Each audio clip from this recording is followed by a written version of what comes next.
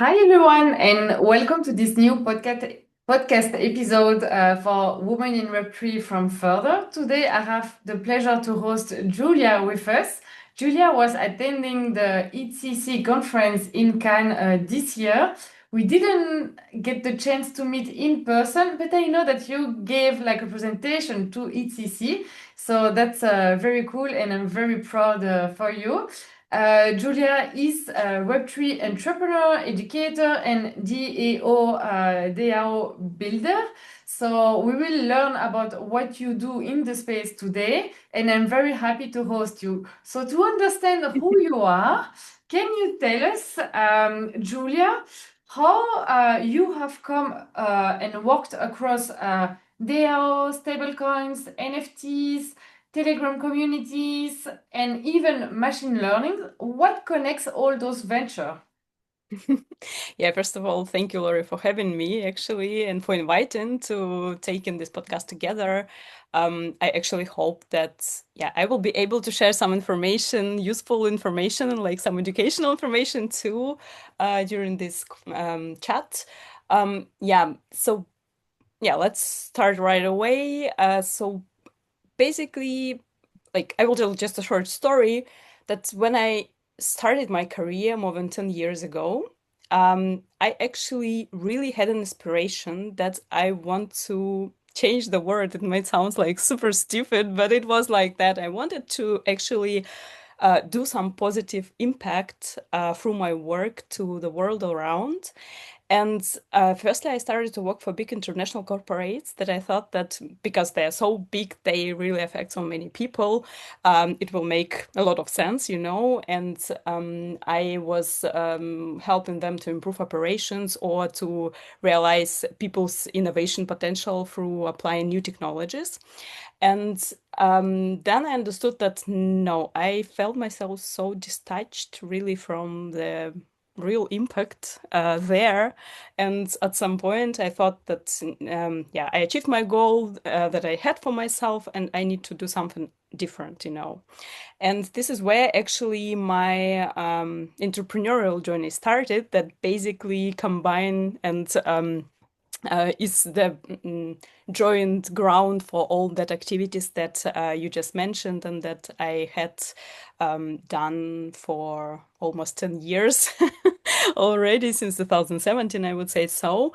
So I decided that I will dedicate myself to building some useful tools, purposeful projects and products, and we'll do some, you know, like different kind of startups. Most of them were actually connected with the blockchain technology. And unfortunately, after some trials, I actually realized that um, like real impactful or like useful projects, they are not that interested for different investors, Mhm. and they are not able to basically get more than grants, you know, that are pretty small to basically live and thrive and be actually useful for many people. So investors are just like looking for profit and they're pretty greedy. Everyone knows this. And I understood that it's not going to work that way. And I'm not here to basically make a lot of money for startups. That's why, I thought I need to try something new. And this is where actually the whole experiment with BEAST DAO started. And Mhm. yeah, I will be gladly tell a bit more about it then. Sure, yes. So Yeah. you went from corporate world into the Web3 space. Did you make a full move What do you mean exactly? Full move? when you left your job at the corporate entity? Okay.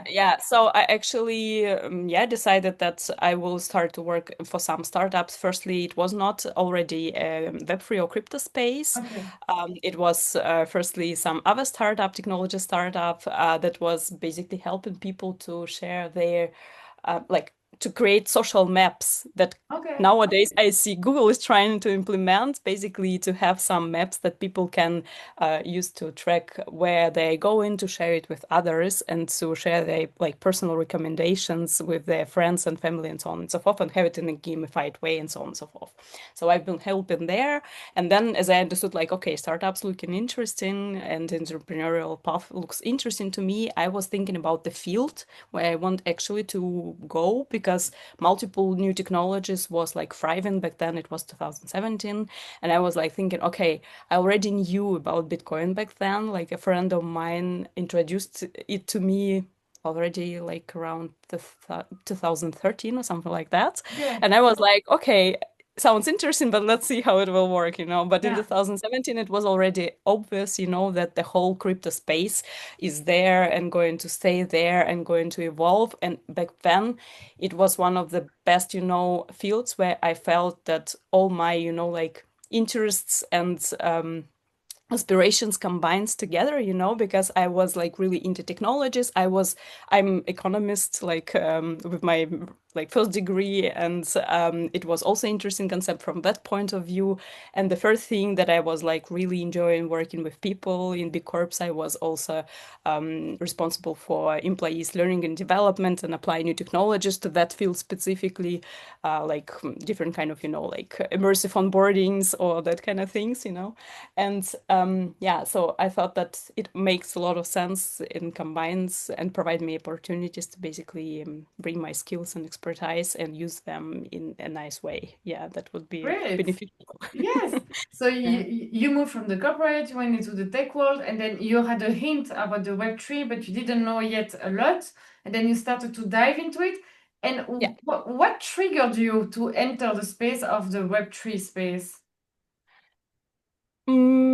Yeah, so as I said, that first of all, maybe it was also like great timing, you Yeah. know, because 2017 is one of the biggest first hype periods Yes. when we had like um, new ecosystems emerging, you know, like I actually started, as I said, like with Bitcoin a little bit. I also was doing the first startup MFA in the Bitcoin ecosystem. It was like providing opportunity basically to pay some money to people and put in transaction advertisement of different projects. Back then, all advertisement for crypto projects, you should understand, this was banned from different platforms, from Mhm. Facebook, from Google. No one could advertise them. And we decided that it makes a lot of sense to basically use the technology itself and also use it that way that will benefit everyone. And people were receiving some small amount of Bitcoin, and they were having in that transaction like some small advertisement, and we made it possible with different partnership that they will be also having clickable links that Okay. was totally not possible before, and they were there, and people were using it and were happy to discover new projects that they never heard about and also get paid for their attention. And projects were happy to be able to actually speak to real crypto users, who were few also back then, not that much as nowadays, you know, like yeah. So it was a great timing that I was ready to kind of start something. And as I said, like my interests and like skills and everything came together in, and I thought that, yeah, that exact field makes a lot of And sense. That's so why, like, you launched a yeah, project. You are the co-founder of Beast DAO. yeah, BEAST DAO. Yeah, so Beast you can say DAO. like, yeah. Can you tell us a little bit about how this project started? What is it like, and how is Yeah. it going today? Yeah. Yeah, so yes, exactly. As I said, like since 2017, I've been building different projects and like trying different initiatives with different brilliant, talented people around. Though I also noticed that, you know, like mm, there's also like important thing that while I was working for big corps, I was fascinated by big corps, you know, like Mhm. they're amazing. And at some point I was thinking like it would be great to build your own company at some point, you know, that will be like really powerful but enabled by new technologies. And through that startup experience I had in the crypto and Web3 space, I noticed that unfortunately, like I've been through multiple things, from good times and bad times in the space, you know, and I noticed that Yeah, because maybe of some early narrative, people were too driven by greed and by Mhm. making money in the space, and especially not people, but also ecosystem funds or investors or company builders who were actually the only one who were able to build something like sustain something big and meaningful in the space, because without like big funding in the early industry with pretty like new technology and like that early adoption, you needed a lot of, you know, like resources, connections, and everything to basically do something that will be visible. And I was like really through different tries with different projects, I thought, okay, like something is missing, and I really didn't understood what was missing, because like, you know, like you're doing great job with great people, talented people who do their best, why it's not like making like huge, you know, leap and success.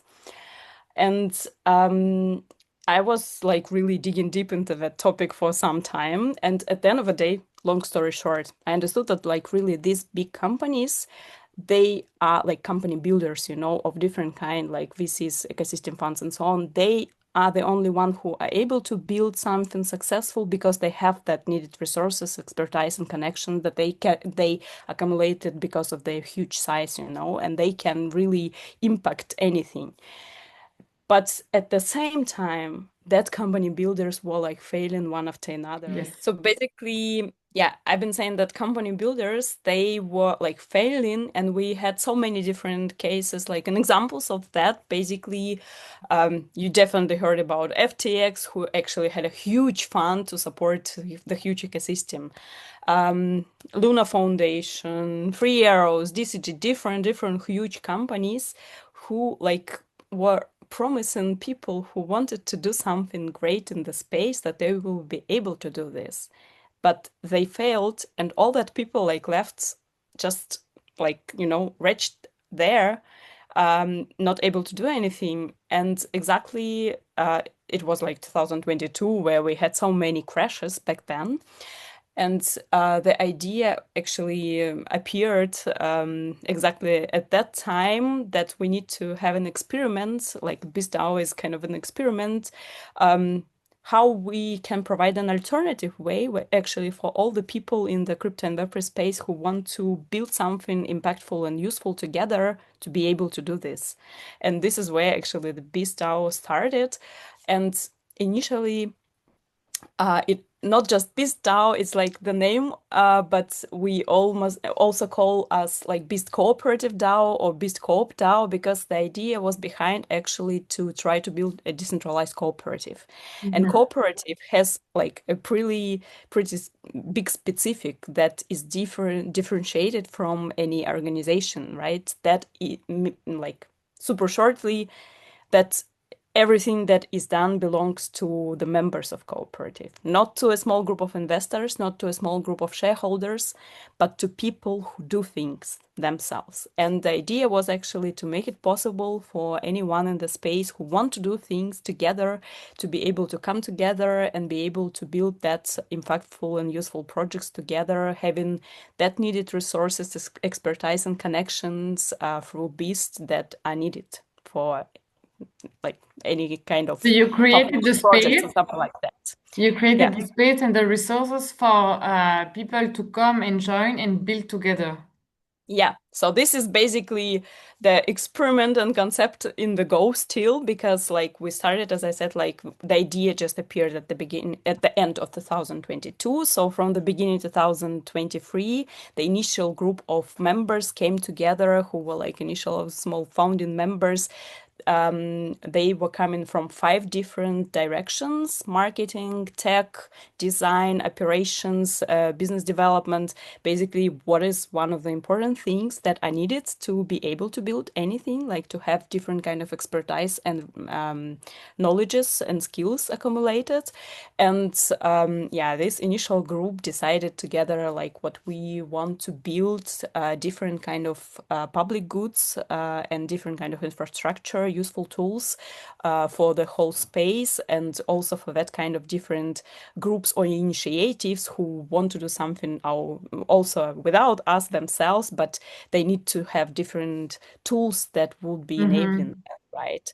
And we started to build like Web3 tooling. We called it yeah, DAO tooling for humanity, Yes. and back then, but like, yeah, so it's like what we're doing nowadays. We're building different like public good projects for the Ethereum ecosystem specifically right now.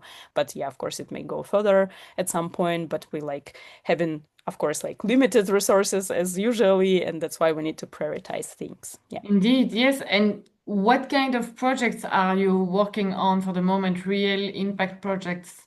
Mm-hmm. So, actually, something that I've been talking about during the ETHCC exactly, the first thing that we decided to build was a decentralized naming system that will be free. That is an alternative to already existing naming system in the space like ENS, but it's a public good that is available for anyone for free, and this is important. And it's built also with kind of, like a bit more proficient technologies now that we have nowadays that were not available like for 3 years ago or 5 years ago. Yeah, and like it's free, it's personalized because it's possible to use different kind of top level names there, anything that you want to have there, starting from your like small family group till like big projects, DAOs, or like even events, like for example ETHCC could be created there, and people can have their human readable names associated with this top level name, which they can of course use like to, like as usually, to receive and send some crypto in easiest way, not remembering your long address, like public key, yeah, and to basically identify themselves, to yeah, have some kind of, nice way to showcase themselves in the space too, and to use it for social services, like for example a Blue Sky, where one can use it to verify themselves and so on and so forth. And this is at the same time as it's a token that is Yes. issued to the on the blockchain as a soul-bound token that is not transferable because it's kind of part of your identity. It's something that belongs to you, right? It also could be used as a tool for any, like, groups, DAOs, Yeah. initiatives, that could be used for voting, that could be used for token gated access, that could be used also as kind of, um, digital merch that is nice because there is some nice illustrations that could be also customized and used in like branded colors and so on and so forth. So this is something that we built for free and fully sustainable and resilient, because it's like fully on chain, not unlike many other different services. It will exist even without us and even without anyone, as long as Ethereum exists. And this is like a super important thing. And yeah, so we built it firstly, and then we started to build some other things around. Like for example, now we have another small project, but that is going to be a bigger one at some point. It's a Cipolla ATH faucet. I'm not sure how many people are aware about like the testnet concept, but Mhm. I think heard at least about it. But like when you're developing anything on the blockchain, you are having like main blockchain where like everything happens, and you having the testnet like a copy of a blockchain that is used for developer purposes, and not only actually for educational purposes at some point, because for example, Yes. for our service we have testnet, and this is, to my opinion and experience, one of the best, like ways to try something new for you if you are new to the space, and you just can try testnet applications with testnet Ethereum, for example, Cipolla testnet nowadays, and you can feel yourself safe that nothing will happen, you will lose nothing, you Yes. just can like have that playground, safe playground there you can try things out. And it's super important thing for developers, as I said, and that's why like we have built this Cipolla ATH faucet that basically provide developers with some free Cipolla ATH that they can use to build, and they just need to write their 0x name and they in one click get in it. So it's like Okay. also in this case, 0x name is working like, that kind of verification capture tool or something like that that says that it's not a robot, it's like a real person who needs something. And this is something that could be used for multiple also use cases. And this faucet could we like have in plans. It's already started, like we started to build it that way that it will be also turned in that kind of, like universal like dispenser tool that basically allows it to others because it's open source. It could be used Yeah. by others too, not only by us.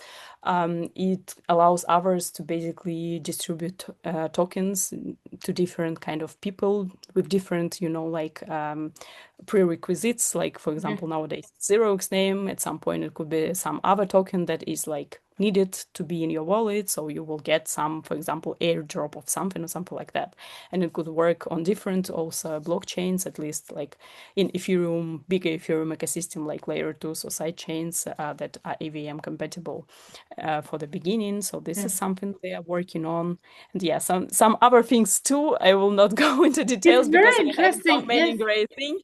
Yeah, but of course, like I will just maybe say it right here that if people are interested to know more, they can join our Yes. like Discords.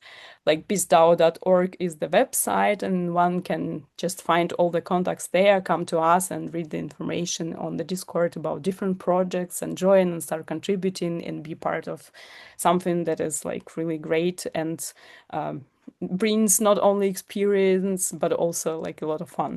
Indeed, yeah. And this is something I wanted to ask also about the functioning of the DAO and how do you feel that the DAO governance or community coordination is going? What's your feedback on that? What's your experience? So I think here is the most important things to understand that, like, first of all, like we really like building decentralized cooperative. That's why we are not like that kind of fully on-chain DAO that are existing there nowadays that like are fully automated and only like token holders do Yes. everything and they do everything fully on-chain. No, we had different goals. That's why that kind of setup was not really making a lot of sense.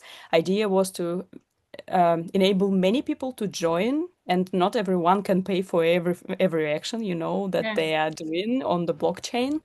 And the second thing is also that the idea was to be as inclusive as possible. So also, for example, and what we actually in reality have, and many people who just new to the space, they want to join some great project that do different, like really good things for the space, like public goods, like we does. And like people who join with less knowledges, they really uncomfortable to do everything, Mhm. on chain. And that's why idea was to like have kind of hybrid setup where we will have something on chain, something off chain. And this is where like important thing comes that basically then you need to understand that DAO or decentralized cooperative, they are same as any other organization then in Yeah. that case. You just need to really understand that where are you? You are an organization. That's why you need to set up different kind of processes and operations the way it's needed for your organization, considering your goals that you want to achieve. So yeah, um, I would say that this is pretty it in Okay. general. Okay, so you have this hybrid Yeah. organization where you organize yourselves off-chain, but you're building on-chain. Yeah, yeah, and we're also like making decisions on chain. Also, all our members they having their 0x names at Beast specifically. For example, I'm having Yulia at Beast, and everyone having their names at Beast. And with this, we are able to also vote also through snapshot service that where we set up our space, where we also set up the strategy, one member, one vote, because it's important for cooperatives because everyone is equal and everyone have one vote at all the time. Yeah. And where we actually voting together to have it like more like on transparent and immutable. Yeah, this is kind of different things, and we're trying to have some different kind of token gated accesses, but till now it was not that much needed at different points. So yeah, maybe in future it will be more like needed when we will grow. Yes, indeed. That's something also that I wanted to ask. What's your hope or what's next for BEAST DAO? Yeah, so actually the next thing for us that we see right now is to having also a legal wrapper, so-called legal wrapper for the DAO and for decentralized cooperative. And we like really need to set up appropriate legal entity that will be like really useful for cooperative approach. Some countries having that kind of things, but we still considering if we like having some sponsors and donators, they would love to have some kind of non-profit things that allows, you know, like at least tax deductible Yes. donations and support, that kind of things. That's why we still like deciding on different setups and options, but this is something that is next for us. But in terms of like building next for us is also that new project that we just recently started that is more around infrastructure level that will help to improve safety to everyone in the space, like being able to see what kind of transactions they really sign in before they're signing them, not in like Yes. tech way, but like in normal human readable Yes, way that indeed. will help them. That's something very interesting, yes, because when we sign, sometimes it's very technical. So it's good if it's, Especially if it's not like on chain wallet like or browser wallet but it's online wallet I meant but if it's for example hardware wallet that actually shows you what you're signing but it's just like you know number of letters and numbers indeed. there and you really don't understand what it is. Yes, yeah, it's true. It can be a complex space Yeah. sometimes. But Yeah.